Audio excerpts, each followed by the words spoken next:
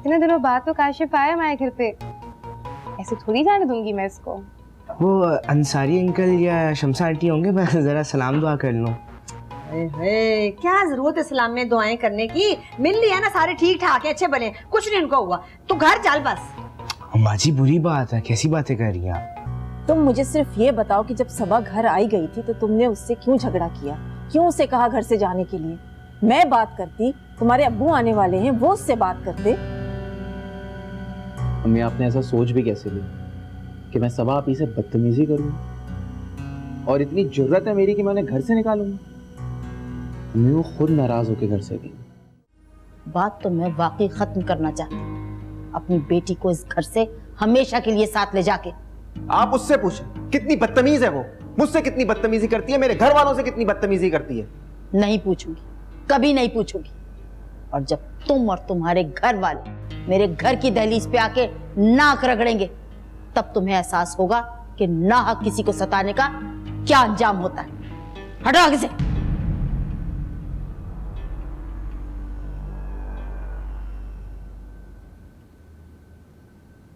उठो, चलो फौरन मेरे साथ चलो। चलो मामा क्या हुआ, क्या है वहाँ पर? ये खुदगर्ज शख्स तुम्हारे साथ रहने के हरगिज लायक नहीं है। शाजिया कहीं नहीं जाएगी। शाजिया जरूर जाएगी मेरे साथ। मैंने तुम्हारे अब्बू के सामने तुम्हारी बहन के बारे में थोड़ी ऊंची आवाज में क्या बात कर ली थी तो तुम्हें तो बहुत बुरा लग गया था, और तुम मेरी मामा के सामने इस तरह तन के जो खड़े हो, ये कहाँ की तमीज है? ये इनकी तमीज नहीं, तरबियत है। इसी की वजह से, तुम्हारी वजह से मुझे अपने बेटे से दूर होना पड़ा। और अब समझ में आई मुझे कि इसमें राबिया का हरगिज कोई कसूर नहीं। तुम ही उसके पीछे हाथ धो के पड़ गए हो। आप राबिया को बीच में मत लाएं, इस पूरे मसले में राबिया का कोई ताल्लुक नहीं है, उसका कोई कसूर नहीं है। क्यों ना लाऊं राबिया को बीच में? तुम्हारी वजह से मुझे उसे घर से निकालना पड़ा, तुम्हारी वजह से सिर्फ। आपके दिल में मैल है। तुम्हें कोई हक नहीं पहुंचता कि तुम मेरी मामा से इस तरह बात करो। रहने दो, अब मुझे किसी की परवाह नहीं। इतने अरसे में अपनी बहन के चेहरे को खामोश रही, अब चुप नहीं रहूंगी। चलो शाजिया, चलो मेरे साथ। मामा शाजिया कहीं नहीं जाएगी, दैट्स इट। शाजिया मेरे साथ जरूर जाएगी। मामा देखिए मेरी बात सुनो। तुम मेरी बात सुनो। ये खुदगर्ज शख्स और ये ससुराल तुम्हारे रहने के काबिल नहीं है हरगिज़। अब चलो मेरे साथ। अब आप हद से बढ़ रही हैं। तुम मेरी मामा को बताओगे कि हद क्या होती है? अब तो मैं जरूर जाऊंगी।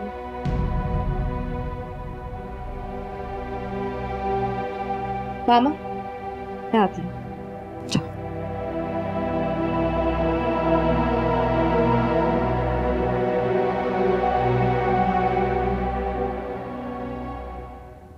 चलो बंद करो। जरूरत की चीजें रख ली तुमने? जी मामा रख ली है। बाकी सामान मैं बाद में देख लूंगी। और इन लोगों से उठाओ से, इन लोगों से तो बाकी बात मैं कोर्ट में करूंगी। शादिया, याद रखो, अगर तुम इस घर से गई तो अयास तुम्हारे पीछे कभी नहीं आएगा। आप भी याद रखिएगा अंसारी साहब, अयास का इंतजार भी कोई नहीं करने वाला। और आप भी याद रखिएगा सलमा बेगम, हाथ भी जोड़ेंगी आप शादिया के लिए तो शादिया इस घर से नहीं जाएगी।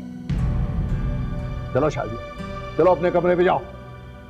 हर कोई सिर्फ मेरी मामा की बेइज्जती करने पे क्यों तुला हुआ है?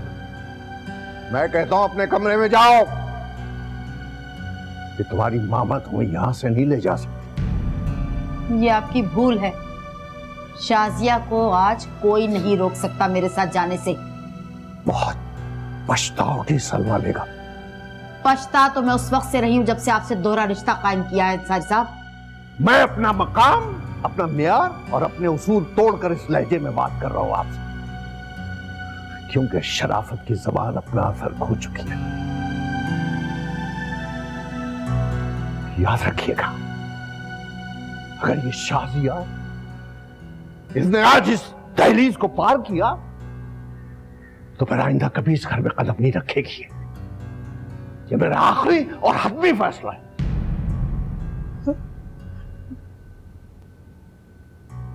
चलो शाजिया। मामा मैं नहीं जाऊंगी यहाँ से।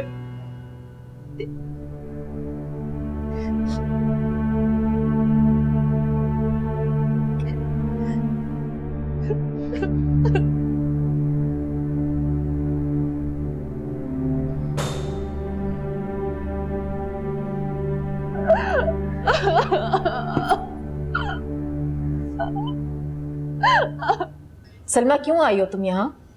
ये सवाल तुम मुझसे नहीं, अपने बदतमीज बेटे और अपने बदतहजीब शौहर नामदार से करो तो बेहतर है। तो अपने होश में तो हो।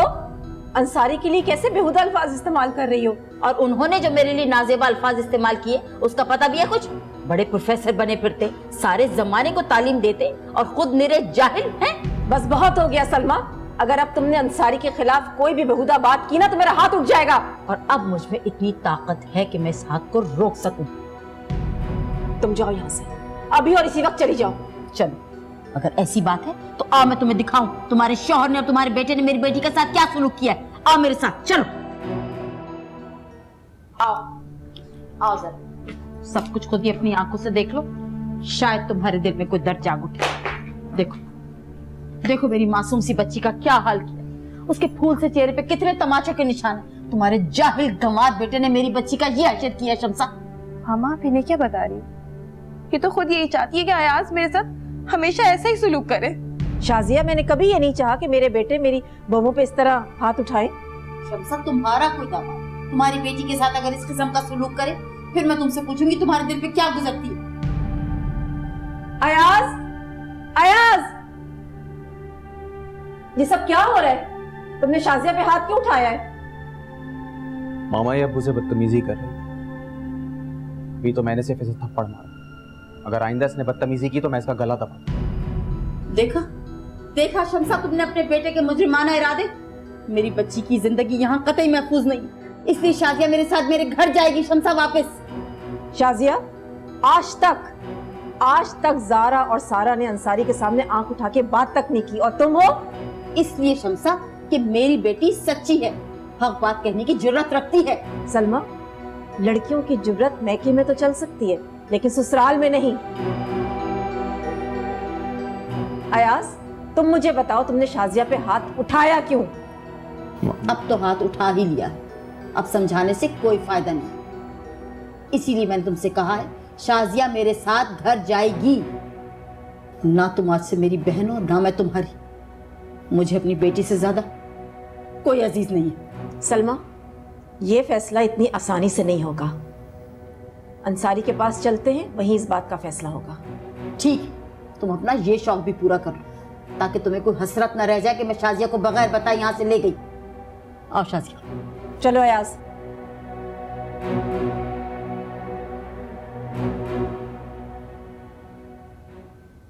ठीक है, कीजिए अंसारी भाई, आज और इसी वक्त फैसला कीजिए और अपने बेटे से कहिए कि मेरी बेटी को फौरन तलाक दे। देखो सलमा, शाजिया यहाँ से नहीं जाएगी, और अगर तुमने जबरदस्ती ले जाने की कोशिश की तो जिम्मेदारी तुम्हारी होगी, तुम्हारी। मैं खुद इस रोज रोज की झिरझिरी से तंग आ गया। अपनी बेटियों को आप कुछ नहीं कहते? नेहा को देखिए, उसने आपको बदनामी के दौराहे पे लाके खड़ा कर दिया, और सबा अपनी ससुराल में पिस रही है। और मेरी बेटी के लिए आपके दिल में जरा सा भी दर्द नहीं है? देखो, तुम अपनी बेटी को समझाओ कि वो जबान ना चलाया करे। रही मेरे बेटे की बात, तो उसने शाजिया पे हाथ उठाकर गलती की है। देखो सलमा, तुम इसी तरह अगर यहाँ पर आकर अपनी बेटी पे चीखती चिल्लाती रही ना तो इस तरह इसका हौसला बढ़ेगा।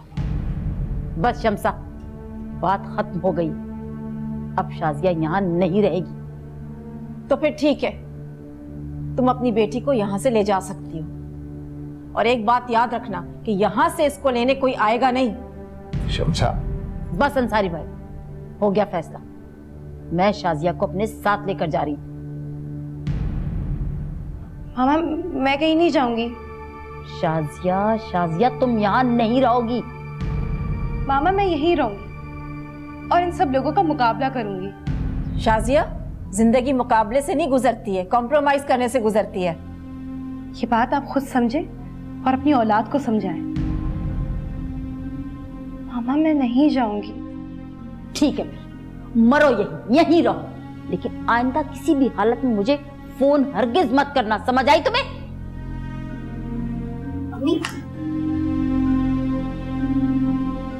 ये सब क्या हो रहा है अंसारी? ये दिन भी देखना था, इस औलाद ने हमें जिल्लत के दो राह पे लाकर खड़ा कर दिया। ओहो, नहीं मामा, आपको फिक्र करने की कोई जरूरत नहीं। मैं इन लोगों का मुकाबला कर सकती हूँ, तभी तो आपके साथ नहीं गई थी मैं। बेवकूफी कर रही हो तुम। फयाज अपने माँ बाप का फर्मा बरदार है, वो तुम्हारा साथ कभी नहीं देगा। मैं उनका दिमाग 7वें आसमान से जमीन पे लाना जानती हूँ मामा। बस मुझे इस बात का यकीन चाहिए कि आपकी सपोर्ट मेरे साथ है या नहीं। मैं डरती नहीं हूँ किसी से। और क्या, मेरी बहन का ना सही मेरी बच्ची का घर तो है, मैं जरूर आऊंगी। थैंक्स मामा, मुझे आपका इंतजार रहेगा।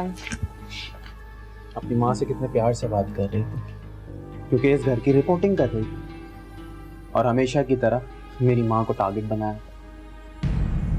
फयाज, औरतों की तरह बातें सुनने की बहुत आदत है आपको।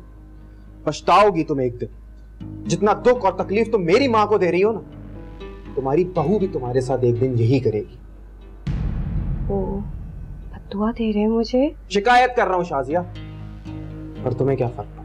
मैं लाख कोशिश कर लूं, लेकिन तुम मुश्किलात का पहाड़ बन के मेरे सामने खड़ी रहना हमेशा। आप ही इल्जाम लगाएं, आपके घरवाले भी इल्जाम लगाएं, पर अब मैं चुप नहीं रहूंगी। चुप होके डर के जिंदगी नहीं गुजार सकती मैं आयाज, बिल्कुल भी नहीं। शाजिया, इस घर में रहना है ना, तो मेरी माँ की इज्जत करो, क्योंकि अब मैं मजीद इस अजाब को और बर्दाश्त नहीं कर सकता हूँ। ऐसी बात है, अगर माँ बाप के इतने ही असर में थे, शादी क्यों किया यार? पछता रहा हूँ, गलती कर दी मैंने। और रहो इस कमरे में तुम अकेले, मैं तो तुम्हारे साथ सोना भी नहीं चाहता। सारी रात बाहर गुजार लूंगा तो सुकून से तो रहूंगा कम से कम। As if I care.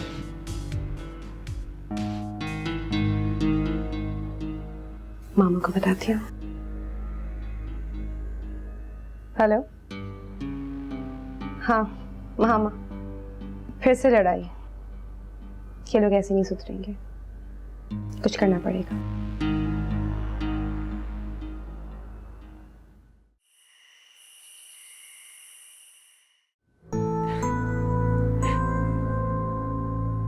बस कीजिए शमसा बेगम, बस कीजिए।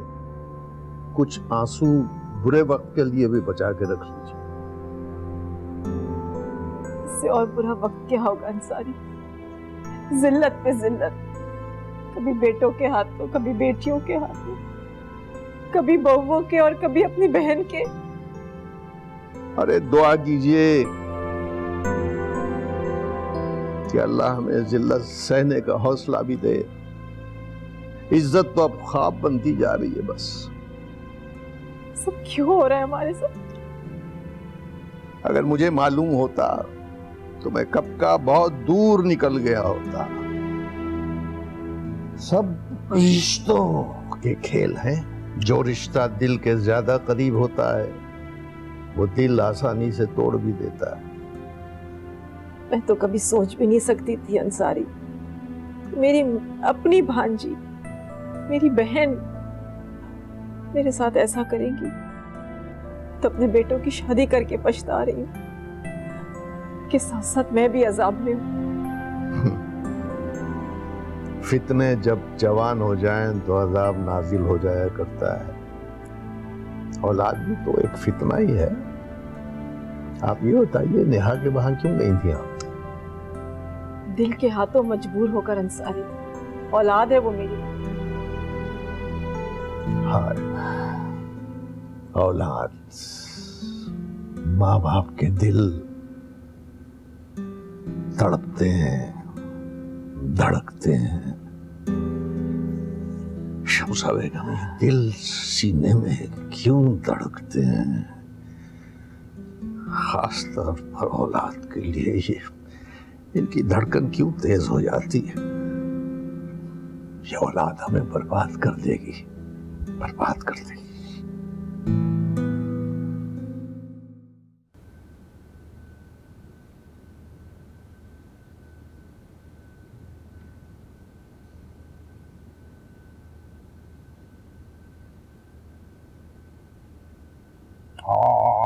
यार उठो। अब आप इस कदर इत्मीनान से बेसुध सो रहे हो, कमाल है यार। जवानी भाई जवानी। एक हमें देखो, सारी रात जागते रहे हम, नींद हमसे कोसों दूर रही। क्या मतलब? आप सोई नहीं? किसी बात से परेशान है?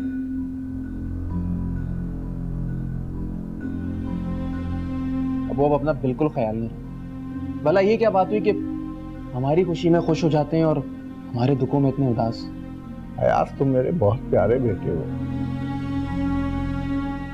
तुम यहाँ इत्मीनान से सो रहे हो। शाजिया से लड़ाई करके तुम्हें क्या मिला यार? यहाँ सो रहे हो तुम। जाओ अपने कमरे में, चलो देखो जाकर, वो बेचारी सारी रात तुम्हारा इंतजार करती है। अच्छा, तो ये बताएं मुझे कि आप अम्मी से लड़के लंबी वॉक पे क्यों निकल जाते और फिर अम्मी परेशान होकर हमें भेजती थी आपकी तलाश में? वो क्या था? वो मैं तुम्हारी अम्मी से लाड करता था। लाड समझते हो ना? मैं तुम्हारी अम्मी का बहुत एहतराम करता हूँ यार। बहुत इज्जत। मैं कोई मुकाबला थोड़ी करता हूँ। जाओ शाबाश जाओ, और जाते हुए मुलाजिम से कहना एक कप चाय मुझे दे। अच्छा, अब आपका सोने का प्लान है? तो जो आ रहा है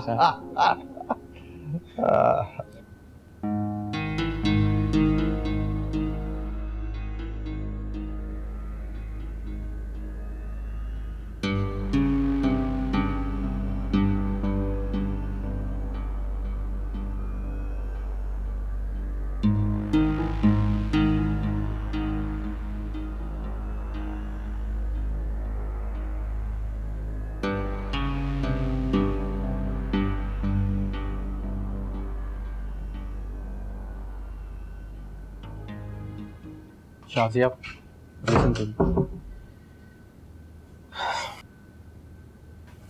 लिसन टू। नाराज क्यों हो रही हो? नहीं, बहुत खुश हूँ मैं। Shazia, I'm sorry. I won't do it again. Fayad, आप हर दफ़ा गलती करने के बाद सॉरी कहते हैं, अगर फिर से दोबारा वही गलती कर रहे होते हैं, इसलिए अब आपको सॉरी कहने की कोई ज़रूरत नहीं है। If you don't mean it. तो क्या करूं? और क्या करूं? मैं आपसे सुबह सुबह बहस नहीं करना चाह रही हूँ। मुझे सिर्फ ये बताइए कि नाश्ता करेंगे आप? अगर हाँ तो मैं जाके नाश्ता बना देती हूँ। जब तक तुम मुझे माफ़ नहीं करोगी मैं कुछ नहीं खाऊं। अब मैं आपकी बातों में आने वाली नहीं हूँ। आप नाश्ता नहीं करना मत करें, मैं नाश्ता करने जा रही हूँ।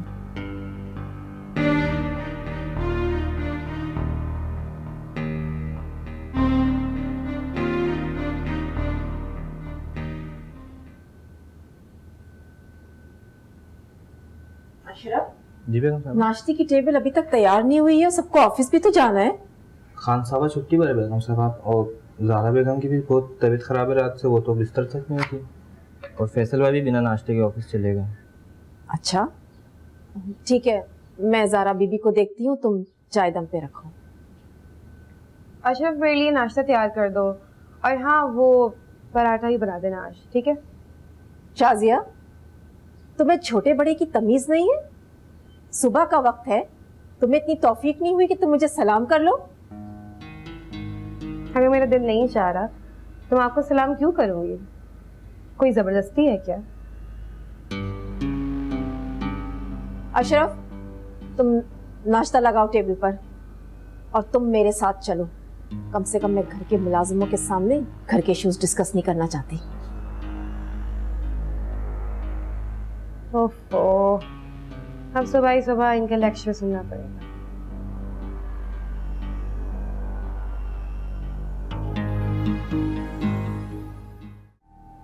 फितना फिसाद तो इस घर की बुनियाद में रच बस चुका है। कभी नेहा की सूरत में तो कभी सबा की सूरत में।